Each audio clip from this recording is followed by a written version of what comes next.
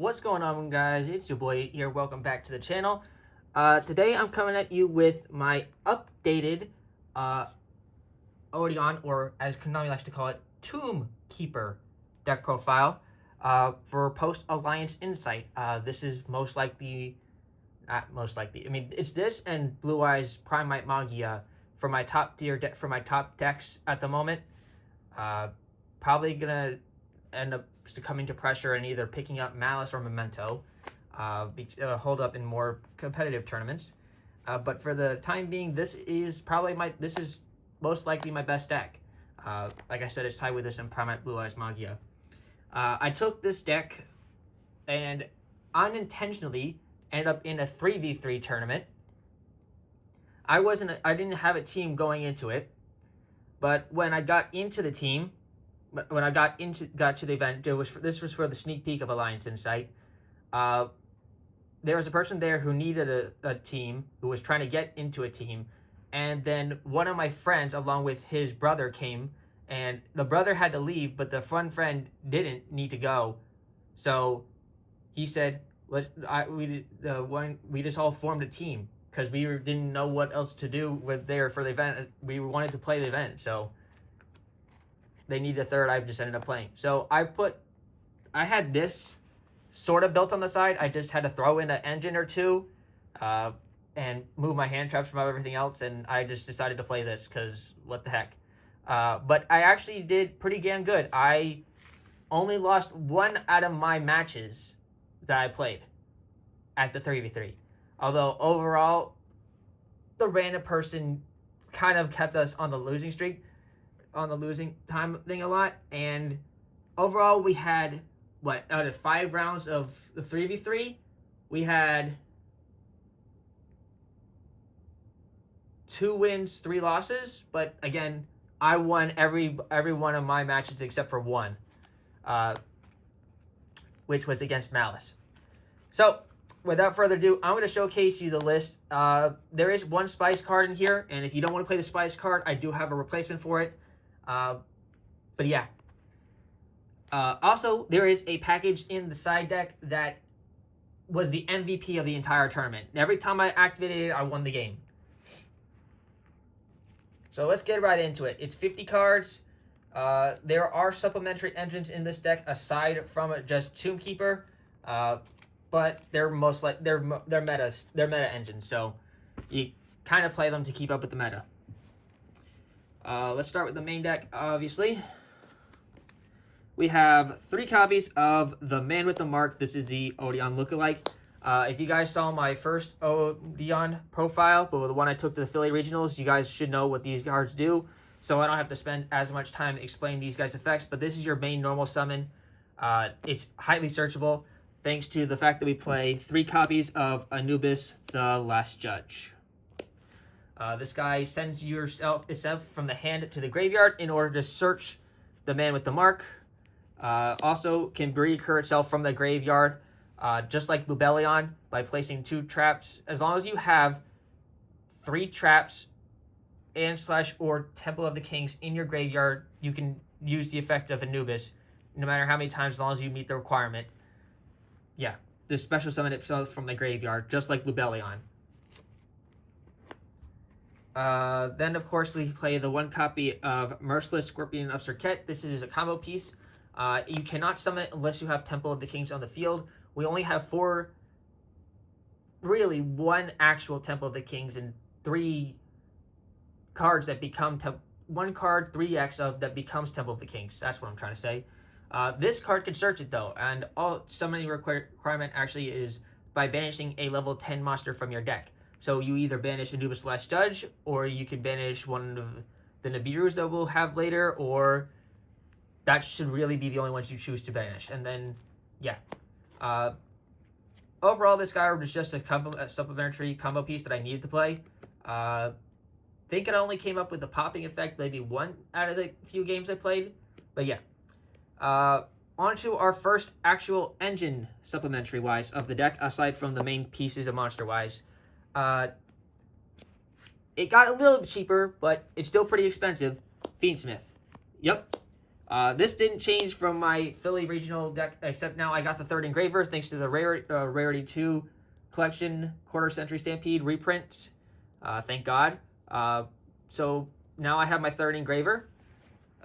Yeah, this engine should be known to everybody. So, yeah, 3 of this.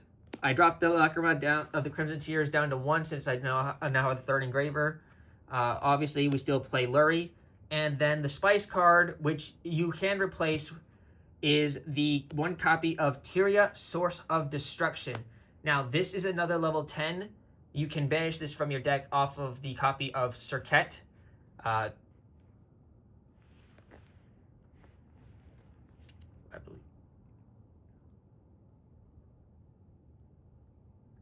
Excuse me, it's level 11. You cannot do that.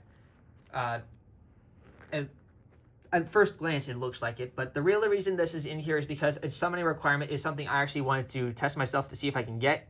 I saw it was a light fiend, and this actually got FDK'd on me during Yu-Gi-Oh! Master Duel, and I was like, I gotta try this for myself. Its summoning condition is by shuffling 10 other cards with different names from your hand and or field into the deck and / extra deck, and cannot be special summoned by other ways.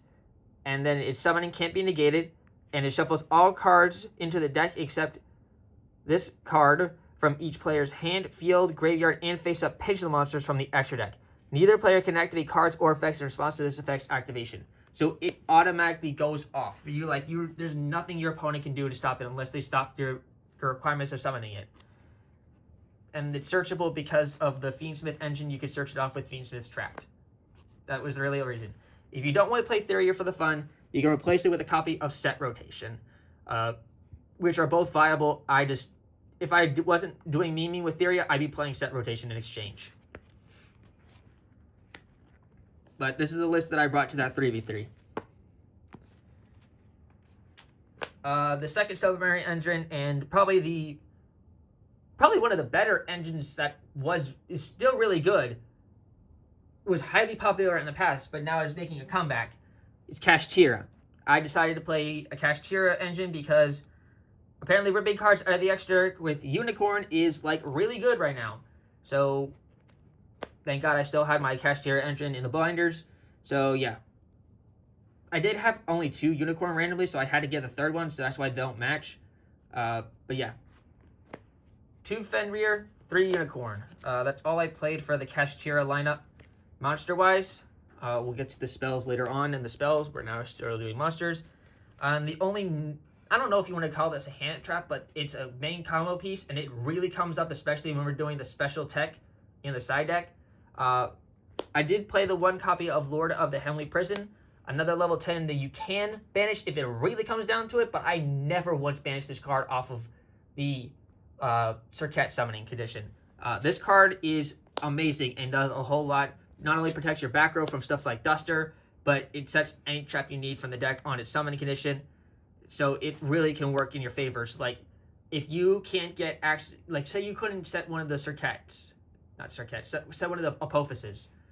You go activate 1, summon set, and then this card will summon this, and then set your copy of Anguish Pattern, or one of the Apophyses that you didn't get a chance to set because your opponent stopped your Silhouette Rabbit. So this card comes up a lot for that. And it's searchable because of Gallic Rain in the extra deck. Onto the hand trap lineup. 2 Ash Blossom and Joyous Spring, not 3. Simply put, I just chose not to put in a third. You can put in a third, but personally, I liked the rest of my ratios pretty well, and I didn't want to go over 50 cards. So yeah. If you don't want to play Set Rotation, you can also put in the 3rd Ash Blossom. There you go. Over Theria. So yeah, 2 Ash, 3 Droll and Lockbird,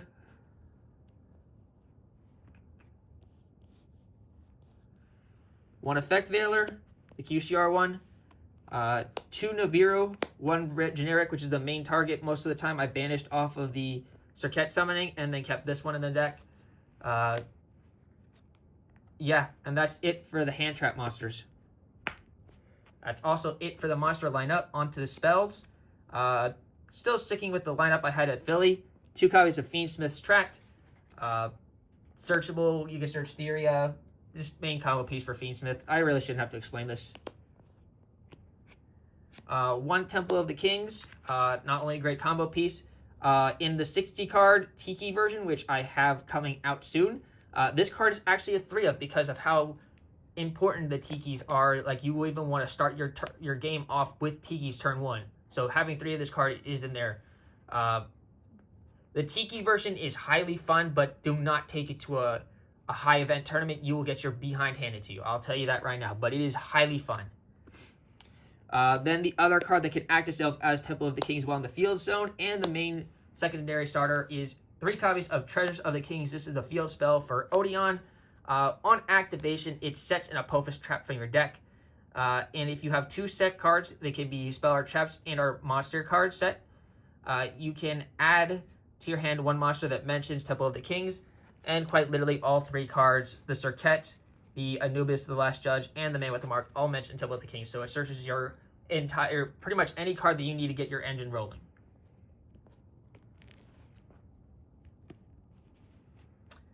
We do play another field spell, though, and that for the kashtira engine, it's 2 copies of Pressured Planet Wraithsoft. Not only to get ourselves the kashtira engine going, if you were playing the set rotation, you could set one of these. And since all of our field spells, including these 3, which I had shown before, are so important, we obviously play Terraforming to search it all. So in total, there's 6 hand traps, 7 if you were playing the set rotation. 6 hand traps. 6 field spells. English is not with me today. It's very early in the morning that I'm recording this, and I have been exhausted from work. The last piece of the kashtira engine is just the 1 copy of Kashtira Birth, which you can search off of the unicorn. Otherwise, we have 2 copies of Forbidden Droplets for board negation. Also, sometimes can be helpful to clear out my back row, because sometimes I get it heavily locked up with, like, the Birth, or I need Temple of the Kings in the graveyard so I can summon back Anubis. So I just use Forbidden Droplets, 7 Temple of the Kings, negate a card, and then get things back. This card is also very good for stopping things in the damage step. So, yeah, Forbidden Droplet, really nice. Then the 1-ofs, thanks to the ban list, 1 Crossout Designator, 1 Triple Tactics Talent, 1 Call by the Grave. These are your staples. That's it for the spells. Onto the traps. 1 Infinite Impermanence. I know, highly unusual. Simply put, not only did I already have Droplets and Veiler in here, but I wanted to keep things pretty even, and the 1 Infinite Impermanence just lets me have the 10 traps and also made it 50. If I had put in the other 2, it'd have been higher. So, yeah, 1 Infinite Permanence, 1 copy of Fiendsmith in Paradise, which is the last piece of the Fiendsmith engine. And the only other card in here that's not a continuous trap is part of the Anubis package, and that is 1 copy of Verdict of Anubis. Yeah, just in general, if you have Temple of the Kings, it could be a very nice disruption and a burn card to play. And you could set this off of Lord, I do believe.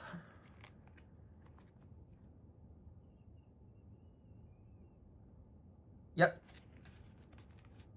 Because it's not restricted to normal.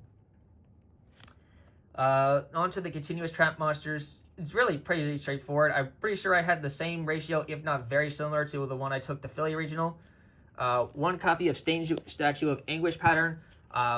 This card took me forever to get a copy of. Thank you again, Jared, for giving me the copy of this Anguish Pattern. Yeah, I was struggling looking for this card that day, the day before. Yeah, 1 Anguish Pattern, 2 copies of Apophis the Serpent. This card is really we'll start with the set off of the field spell, because when you activate this card, you set the Apophis trap from your deck, and then that same Apophis card can be activated the same turn, which helps you really make the fusion monster. And the one we play is the only other really relevant Apophis card, and that's 2 copies of Apophis the Swamp Deity. Can negate cards up to the number of other continuous traps on the field. It's basically just like another copy of Desiree. Both of these, again, these cards are amazing for the Odion thing, and again, they'll even be more disgusting in the Tiki profile when I get to show that to you guys, which should be coming out the day after this video posts. Let's go on to the side deck instead of the extra deck quick. Like I said, side deck. 3 copies of Artifact Lancia for the fields, for like the banish matchups against Malice. Really anything that banishes. Even the Blue Eyes matchup can come up sometimes, so they stop them from equipping wishes. Using wishes to equip, excuse me. 3 copies of Fualos. Just pretty staple.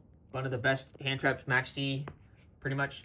The second Lord of the Heavenly Prism, and the reason we have the second Lord of the Heavenly Prism in the side deck is because of the engine that was the MVP. And before I reveal those 2 cards, to make the engine also even more consistent to get to the secret tech, I did play 2 copies of Thrust to get to it faster. Now, the 2 secret cards that were the MVP of the entire event, which every time I activate it, and I'm pretty sure I activated this combo at least 12 times out of those 25 matches. Maximum. Quantum Cat, Harpy's Featherstorm. Off the rip, I never in a million years would have thought of this engine. And that's saying for someone who like prides himself on memorizing Yu-Gi-Oh cards. I know a lot of them. I know a lot of Yu-Gi-Oh cards, but I completely forgot about Quantum Cat. This card is, if not older, or is just as old as the Tiki cards. Quantum Cat is the only reason you can activate the Harpy's Featherstorm. Quantum Cat reads, it's a continuous trap monster, by the way, so you can summon it off of you can set it off of the Silhouette Hat Rabbit. So, by activating this card, you declare a monster type and attribute and special in this card as a normal monster, level 4, attack 0, defense 22 with the same type and attribute that you declared. It's also still a trap. Then, Harpy's Featherstorm says, if you control a wind beast monster until the end of this turn to get any monster effects your opponent activates. In other words, Quantum Cat, every time you activate it, you'll be calling wind beast, summon it. Lord of the Heavenly Prison, activate, summon from hand, effect, set Harpy's Featherstorm, and then thanks to Temple of the Kings, you can go ahead and activate Harpy's Featherstorm right away.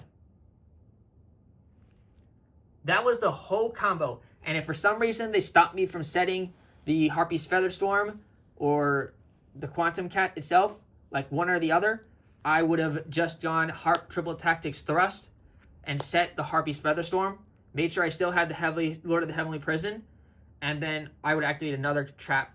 And then when I summon, I will set the Quantum Cat effect activate, and then still call Wind Beast, and then Lord of the Heavenly Prison.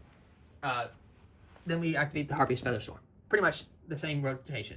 But all these cards, plus the other Lord of the Heavenly Prison in the main deck, is what made this engine entirely viable. And then the last 4 cards in the side deck are all just really good generic traps, and these are all also good for Triple Tactics Thrust, especially if I was going second. 2 evenly matched, just for board clear, and another card you can search out for Triple Tactics Thrust. And then 2 copies of Destructive Dharma Karma Cannon, so that we could reset our traps or ruin our opponent's link boards, which I had really intended this card to be good against Malice. I don't think I ever once activated this card though, but I did sight it in, but I just never saw it.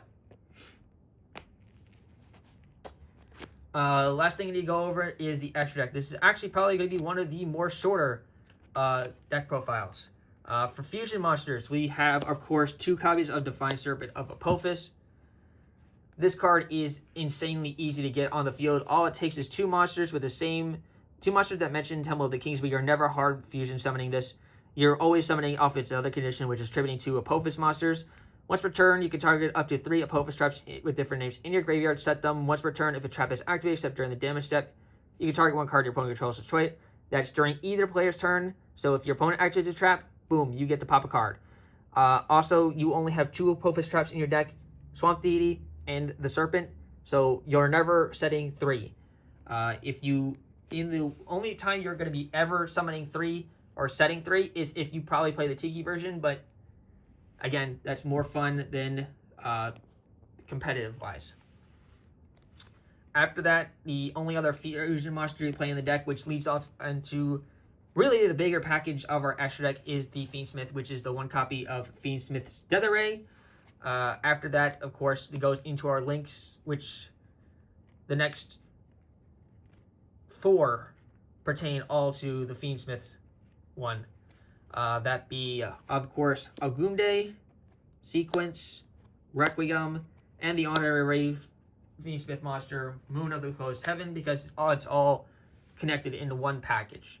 I do not play Necroquip, and I do not play the DDD Wave King Caesar. I just completely cut that from my deck because, one, if I was trying to make the level 6s, sometimes the level 6 Fiend monster, because the other time I would have to get a level 6 on the field would be the Apophis the Serpent or Necroquip, and I'm realizing that Necroquip and the Caesar may be good, but I just really didn't want to ruin the rest of my extra deck space. So after this engine, I needed to keep the other cards coming up the same. So I only had 1 space left. So I needed to figure out the 1 card space. And so that 1 card space basically just turned into the rank 6 that you'll see later. And that's why I don't play the rest of the engine. Because the engine that is really important, because this is what I use the most, and I didn't want to get any of these ripped out of my extra deck, is the 2 copies of Silhouette Rabbit and the 2 copies of Link Spider. Now, believe it or not, Link Spider is actually very important in this deck. Not only sometimes that you can replace the trap Apophis traps with the Link Spider, then you have the 2 effect monsters you would need to go into the Silhouette Rabbit, since you can't make it with the Apophis the Serpent or Apophis the Swamp Deity. So yeah, these are the highly prevalent and highly important cards in the extra deck, which is why we play 2 and 2. Because I don't want them getting ripped out of the extra deck. Then that's it for the Link monsters. Onto the Xyz monsters. 1 copy of Gallic Granite to search off not only your Nibiru, your Lord of the Heavenly Prison. 1 copy of Evil Swarm Exciton Knight for removal. Also another Light Fiend that we can make in situations that we could use to make the rest of the Fiendsmith package. The rank 6 that I decided to play, which was Evil Swar Lars. You could easily play your Constellar Pleiades, not Constellar Pleiades, Constellar Pantolemy M7, or Wallow of the Drudge Dragons, or any really good generic rank 6. I just chose Evil Swar Lars because Dinos, I had it on hand. I could have easily picked Wallow though, because I have Wallow.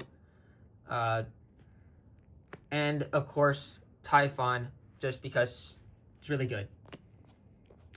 That's it for the deck, guys. Pretty short video, but the deck's pretty straightforward. I don't really need to explain much. It's just very good and solid in what it does. If you guys want to see any other decks that got released, like the Ancient Fairy support from Luna, in a profile, let me know. And I'll catch you guys on the next one. Peace.